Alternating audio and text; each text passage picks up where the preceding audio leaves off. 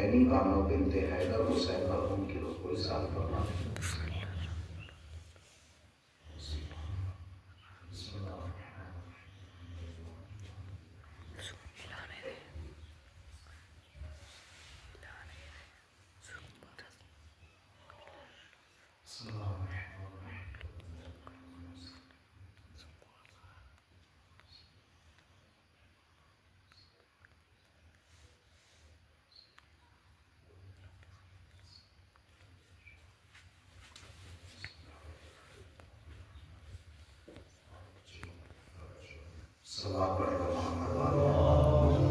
صلی اللہ محمد اللہم صلی اللہ محمد وآل محمد۔ برادران منی معزز اور مکرم سامعین کرام، پیغمبر اکرم کی نہایت مشہور معروف حدیث ہے کہ جس میں اللہ کے نبی نے ارشاد فرمایا کہ القرآن مع العلی والعلی مع القرآن، علی قرآن کے ساتھ ہے اور قرآن علی کے ساتھ ہے۔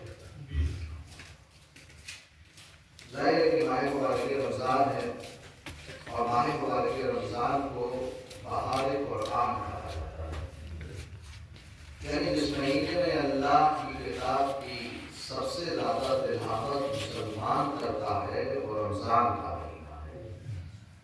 مگر کیا یہ بات کافی ہے میرے عزیزوں کہ فقط قرآن کی آیتوں کو پڑھ لیا جائے اور پڑھ کر کے اپنے اپنے مرحومین کو اصال کر دیا جائے؟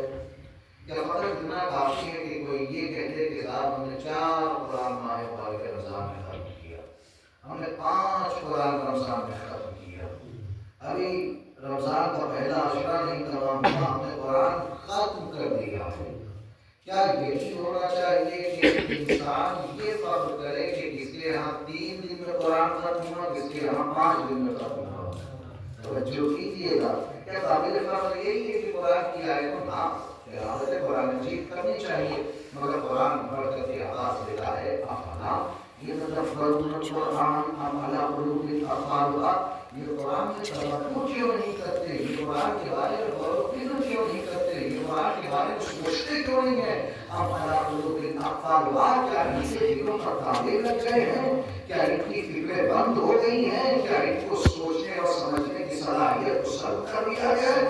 افلا یتدبرون القرآن، یہ قرآن کے بارے میں تدبر کیوں نہیں کرتے، یہ قرآن کے بارے میں سوچتے کیوں نہیں، یہ تدبر قرآن کیوں نہیں کرتے، یہ فہم قرآن کی طرف کیوں نہیں جاتے، یہ قرآن سے آشنائی کی طرف کیوں نہیں جاتے؟ میری طرف متوجہ ہیں، یہ قرآن سے آشنا ہونا کیوں نہیں چاہتے ہیں؟ کیا ان کے دلوں میں تالے لگ گئے؟ اس کا مطلب یہ ہے کہ جہاں قرآن کی آیتوں کی تلاوت کی جائے وہیں قرآن فہمی کا بھی درس رکھا جائے۔